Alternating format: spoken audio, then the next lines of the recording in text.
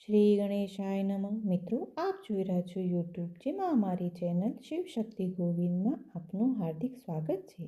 આજે આપણે આ વિડીયોમાં શનિવારે કરવામાં આવતું ધર્મરાજાનું વ્રત, તેની વિધિ, તેનું ફળ અને તેની કથા વિશે જાણીશું. શનિદેવની પનોતી સમયે આફતથી બચવા દર શનિવારે એક ટંક ભોજન લેવું. પીપળાના મૂળમાં શનિદેવની મૂર્તિનું સ્થાપના કરી 7 પ્રદક્ષિણા ફરવી. નામ જપ કરવા. હનુમાનજીને તેલ, સિંદૂર, અડદ, આંકડાની ફૂલમાળા ચડાવવી. હનુમાન ચાલીસાનો પાઠ કરવો. કાળી વસ્તુ, લાકડાની 2 હોડી, 1.25 સેર જુવાર, ધર્મરાજાની મૂર્તિ મૂકી બ્રાહ્મણને દાન આપવું.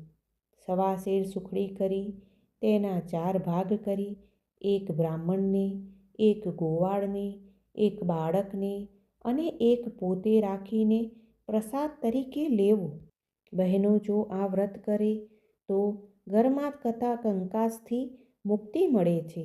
સ્નેહીજનો સાથે પ્રેમભર્યા સંબંધો રહે છે.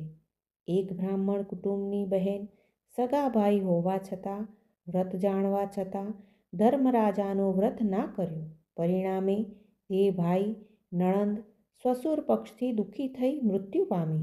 યમદૂતો તેને ધર્મરાજ પાસે લઈ ગઈ. ત્યારે બ્રાહ્મણી કન્યાએ વિનંતી કરી.